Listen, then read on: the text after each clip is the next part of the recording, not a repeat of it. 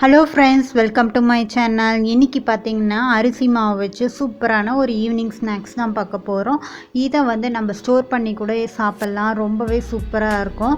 அதுக்காக இன்றைக்கி அரிசி மாவுக்காக முதல்ல ஒரு பேன் வச்சுட்டு ஒரு 2 கப் அளவு தண்ணி சேர்த்து நல்லா கொதிக்க வச்சுக்க போகிறேன். நம்ம எந்த கப்பில் மெஷர் பண்ணுறோமோ தண்ணி அதே கப்பில் தான் மாவு எடுத்துக்கணும். ஸோ அதனால் ஃபஸ்ட்டு ஒரு 2 கப் அளவு தண்ணி சேர்த்துக்கிறேன். கொஞ்சமாக உப்பு, அந்த ஸ்நாக்ஸுக்கு தேவையான உப்பு நம்ம சேர்த்துக்கலாம். சேர்த்ததுக்கப்புறம் இன்றைக்கி சீரகம் சேர்த்துக்கிறேன். நீங்கள் ஓமம் இருந்ததுன்னா ஓமம் கூட சேர்த்துக்கலாம். நான் இன்றைக்கி சீரகம் சேர்த்துக்கிறேன். 1/4 ஸ்பூன் அளவு சீரகம் சேர்த்துக்கிறேன். அப்புறம் ஒரு 2 ஸ்பூன் அளவு மிளகாத்தூள் சேர்த்துக்கிறேன். அதாவது மிளகாத்தூள் 2 ஸ்பூன் சேர்த்துக்கலாம். நல்லா கலந்து விட்டுக்கோங்க.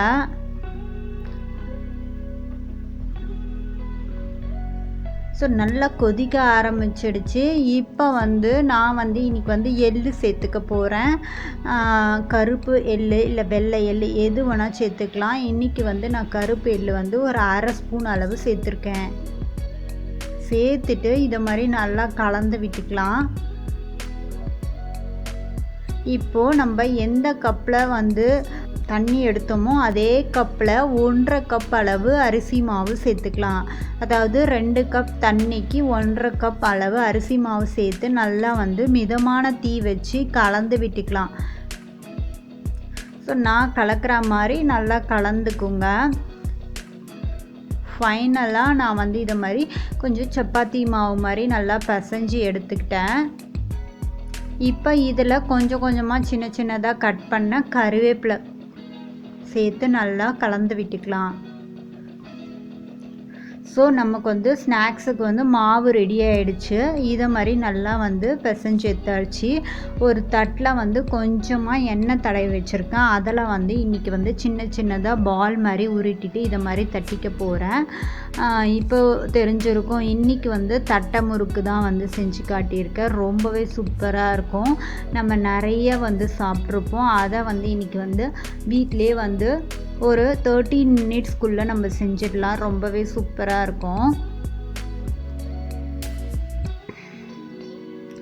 ஸோ நான் எல்லாத்தையும் இதை மாதிரி சின்ன சின்னதாக பால் உருட்டிட்டு தட்டி இந்த தட்டில் எண்ணெய் தடவைனா தட்டில் நான் வச்சுக்கிறேன். நமக்கு எடுக்கிறதுக்கு ஈஸியாக இருக்கும். அதனால் உங்களுக்கு எந்த சைஸ் தட்டை வேணுமோ அந்த சைஸில் நீங்கள் போட்டுக்கலாம்.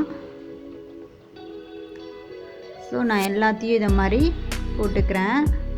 கையில் மாவு ஒட்டுற மாதிரி இருந்ததுன்னா கொஞ்சமாக எண்ணெய் தடவிட்டு அதுக்கப்புறம் இதை மாதிரி ப்ரெஸ் பண்ணிக்கலாம்.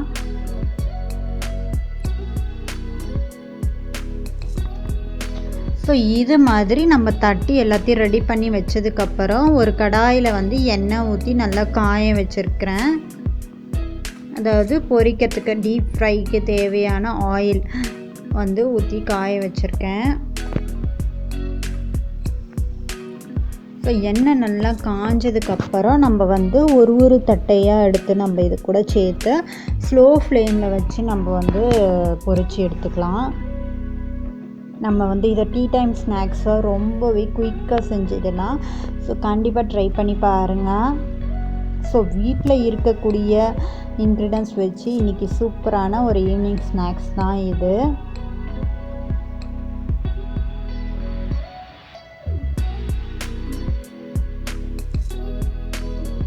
ஸோ நான் இன்றைக்கி ஃபஸ்ட்டு பேட்சில் ஒரு 5 தட்டை வரைக்கும் நான் போட்டுட்டு மெதுவாக திருப்பி விட்டுக்கிறேன். ஸோ இது மாதிரி மிச்சம் இருக்கிற மாவு எல்லாத்தையும் நான் எல்லாத்தையும் பொரித்து எடுத்துட்டேன். ஸோ ஸ்லோ ஃப்ளேமில் வச்சு நம்ம பொரித்து எடுத்ததுக்கப்புறம் ரொம்பவே கிறிஸ்பியாக இருந்தது. ரொம்பவே டேஸ்டியாகவும் கிறிஸ்பியாகவும் இருந்தது. கண்டிப்பாக ட்ரை பண்ணி பாருங்கள். இன்றைக்கி ஒரு ஈவினிங் ஸ்நாக்ஸு ஒரு 20 to 30 மினிட்ஸ்க்குள்ளே இதை ரெடி பண்ணிடலாம். ஒரு டீ டைம் ஸ்நாக்ஸு.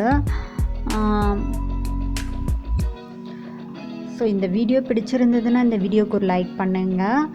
நிறைய ஃப்ரெண்ட்ஸ் இன்னும் சப்ஸ்கிரைப் பண்ணாமல் பார்த்துட்ருக்கீங்க. ஸோ கண்டிப்பாக சப்ஸ்கிரைப் பண்ணிக்கோங்க. அப்போ தான் நான் போடுற புது புது வீடியோஸ்லாம் உங்களுக்கு நோட்டிஃபிகேஷனாக வரும். இந்த வீடியோ பிடிச்சிருந்ததுன்னா உங்கள் ஃப்ரெண்ட்ஸ் அண்ட் ஃபேமிலி மெம்பர்ஸ்க்கு ஷேர் பண்ணுங்கள். Thank you so much for watching.